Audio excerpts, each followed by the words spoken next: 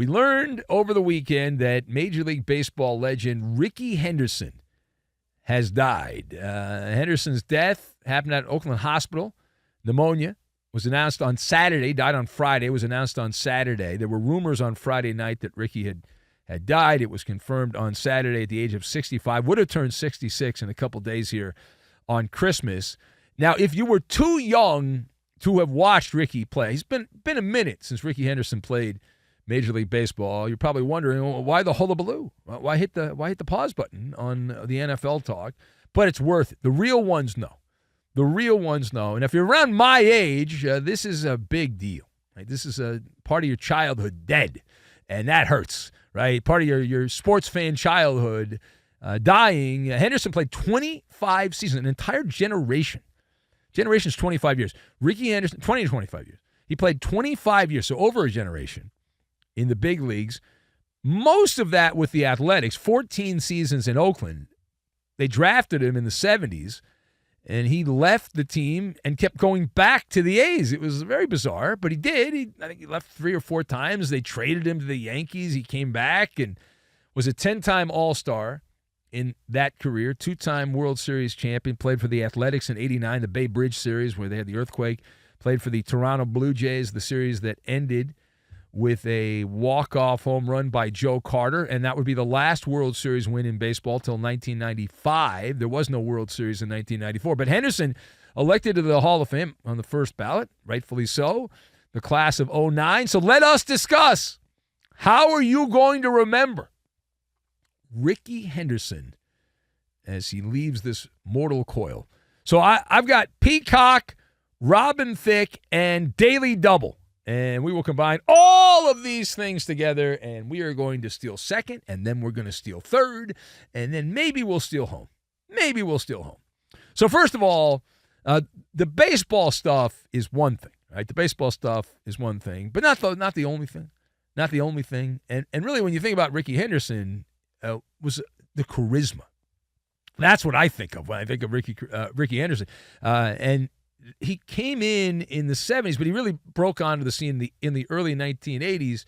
And at that time, you're going to be shocked by this, baseball players were not supposed to be bigger than the team. Professional athletes were not supposed to be bigger than the team. What are you talking about? Oh, my God, I can't believe that. Yeah, there was a time, it was a different time, that players were supposed to not, try to not show themselves head and shoulders above everyone else, not show emotion and whatnot. And Rickey Henderson was very flamboyant, the way that he played, with a style that was so different than just about everyone else that was playing in Major League Baseball. And he stood out of the players that didn't want to make it all about them. He reminds me of the guy I do the TV show with who always makes it all about him, right? So that was Rickey Henderson, made it all about him. And he was a trailblazer in that department. And baseball got away from that even after Rickey, and then it's back to that now, where they've got a lot of guys that when they hit home runs, they're strutting around. The difference, though, between Rickey Henderson and a lot of the guys today in today's game that are twirling their bats in the air everywhere is Rickey backed it up. Like, he backed it up. Like, there was no question that he could get it. He was like a peacock out there strutting around with his tail feathers in the air for everyone to see. But he was the personification of, if you're going to talk the talk, you got to walk the walk. And that was what Rickey was able to do at an amazing level. So much better than everyone else who played while he was there, and the players today, could not match up at all to what Rickey was. Now, secondly, what was the secret sauce for Rickey Henderson? What was the secret sauce for Rickey? So Henderson played in an era that there was no social media. It did not exist. There wasn't even Instagram, or I guess America Online and Netscape Navigator came around. That was the early internet in the 90s when Rickey was still playing. But his heyday was in the 80s, and he was still good in the 90s, but he didn't have the gram. He didn't have the TikTok. There was none of that. That did not exist. And so he was able to have this bigger-than-life status because we didn't know every time he took a bowel movement, Rickey Henderson. We didn't know. It was a mystery to Rickey Henderson. We didn't know what he had for lunch on a random Wednesday in July. It was all out there. So it's like that that old Robin Thicke song, Blurred Lines, which applies here, which applies, right? We didn't know all the warts, all the moles of Rickey Henderson. And that line between what is real, what is fake, what is fact, what is fiction, all that, very blurry, foggy, cloudy, and larger-than-life stories. And I was lucky enough to cover Rickey Henderson as a baseball radio reporter. He played for the Angels in 1997, but only half the year. He played for the Padres. They got him during the season, so it wasn't for the full year. And then his last stint, he was playing in the minor leagues, independent baseball, Rickey Henderson. The Dodgers signed him. I believe Frank McCourt was the owner of the team at that time, I think. But they signed, Rickey was washed up. But he was on doing the Dodger thing at that time, and it was cool just to see Rickey Henderson. And it was a great soundbite because you knew Rickey would make it all about Rickey when you stuck a microphone in his face. And it was very odd also because when I was a kid, it's one of those guys, when I started out in radio, I was 19 years old, and I worked at the Mighty 690 in San Diego, and they gave me a gig to cover the teams in L.A. as a radio reporter. So I had access to the locker room. So I went from, like, in high school, harassing players, getting autographs, to then interviewing them in the locker room. And when I was a kid, I'll tell you, like, freshman in high school, I was getting autographs. I grew up in Orange County, so I was hanging out around the Big A, and I'll never forget this day because there were a handful of us there. Rickey Henderson was playing for the Oakland Athletics at the time, and he didn't play that well. The team lost to the Angels that night, and Rickey came walking out the very front of the Big A where not many players came out of. Some would, but most wouldn't. And Rickey walked out. There were some people there trying to get autographs, and Rickey walked out. And he walked by where they used to have these things called taxis. And I remember Rickey walking by that. We were trying to get his autograph, and Rickey kept walking. He walked to the parking lot, and he kept walking. And then he went out, and he left. We were with him. He left the parking lot, and Rickey Henderson, hand to God here. As a kid, he walked all the way back to the team hotel. He stayed at the Doubletree Hotel, which was just over the 5 freeway. It's called something else now. It's not that far a walk, but, it's Rickey effing Henderson. And the whole time, all his kids were harassing him. Now, nobody took any photos because people didn't have phones with cameras. So they were like, I guess, flip phones, but nobody was doing that. And Rickey was signing autographs and talking to us kids and all that. It was a fond memory that I have, a fond memory of Rickey Henderson. And nobody documented it. It never made any, back in those days, newspapers. There was no social media, so that it was just those of us that were there, just Rickey doing, walking around, doing his thing. And a lot of what he said was mumbles. I couldn't hear it. Maybe I had bad hearing then too. But I remember, and there's so many stories about Rickey Henderson that are bigger than life.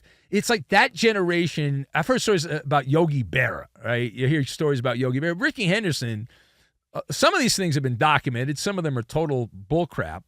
The greatest Rickey Henderson story, which he confirmed in his later years, was when he was with the Athletics in 1989.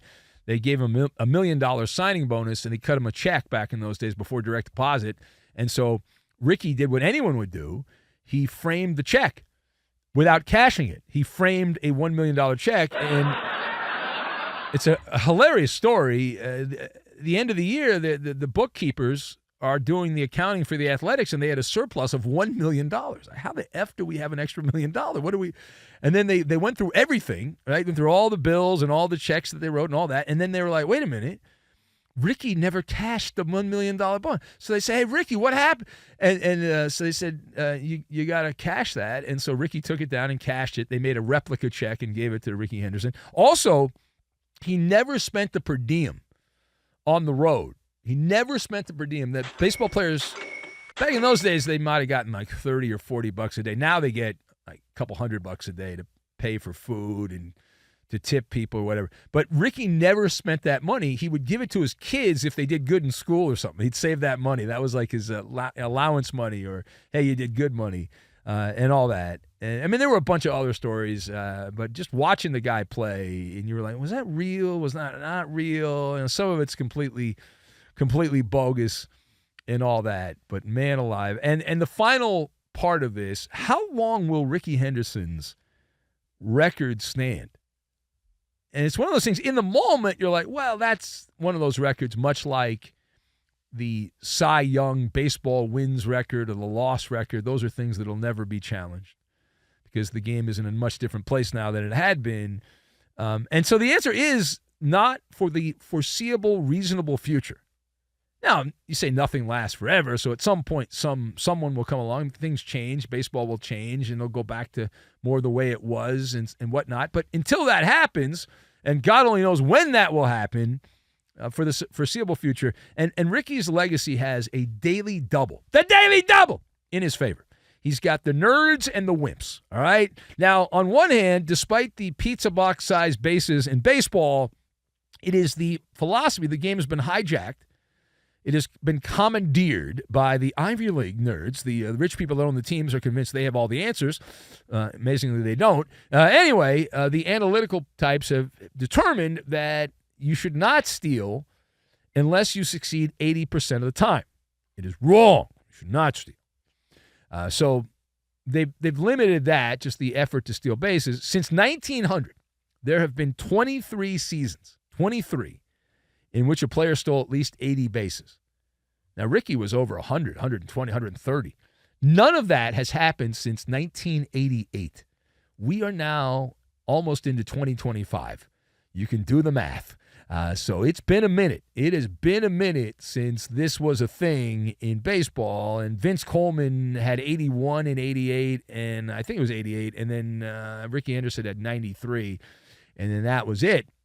And then the other part of it is the wussification of baseball. You and I both know if somebody came along that was a prodigy and could run and hit and had all the skill set that Rickey Henderson had, and they wanted to steal bases, what would baseball do as a community? The wimps would step in and say, no, you're going to hurt yourself. You shouldn't steal all those bases. You're going to injure yourself. Don't do it. Don't think about it. What's wrong with you? Think of the team. So that'll be the wuss ball. That'll come into baseball. Don't want to risk injury. So back then they didn't necessarily care.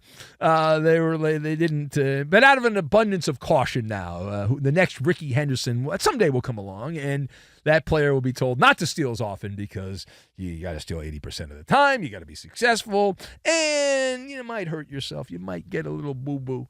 You might mess up your leg or something like that, sliding into second base. Now they have the pizza boxes at second.